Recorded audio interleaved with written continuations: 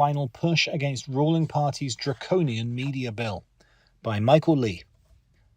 Media associations and the main opposition People Power Party launched a final push Tuesday to stop the Democratic Party majority in the National Assembly from passing a law that would impose a 5-fold increase in penalties on media outlets that make false or fraudulent news reports.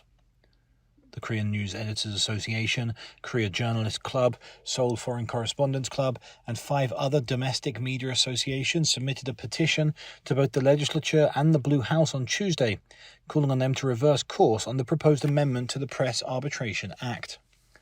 The revised Press Arbitration Act would increase legal liability for the release of intentionally or grossly negligent news reporting to up to 5 times the damages caused by the reporting.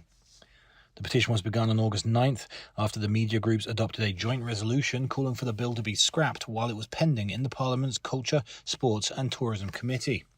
It accumulated 2,636 signatures from broadcasters, journalists, editors and others who work in the media industry.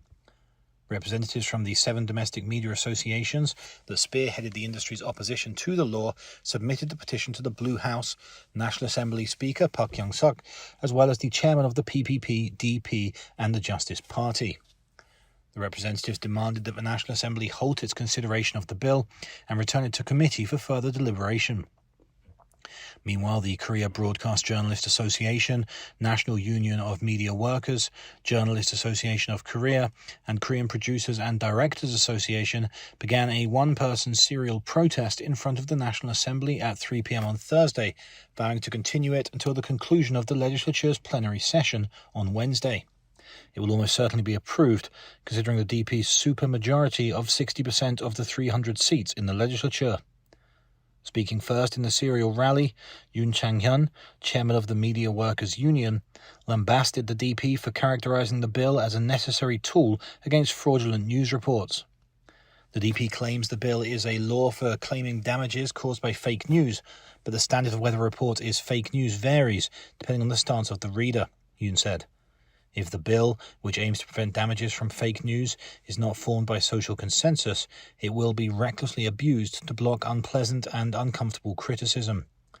Yoon also argued, while the DP claims the bill will protect private citizens from damages caused by erroneous news reports, one cannot help but doubt who the victims are in the DP's eyes and their political intentions.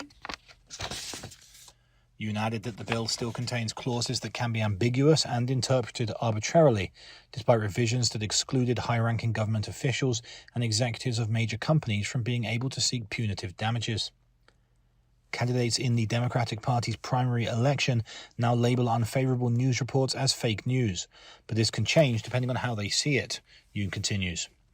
There has never been a case of a law that restricts freedom of expression among democracies in the world, and Korea will soon be the only country in the world, Yoon warned. If the DP hastily deals with important laws that change the direction of our democracy, the role and function of the media will be paralyzed.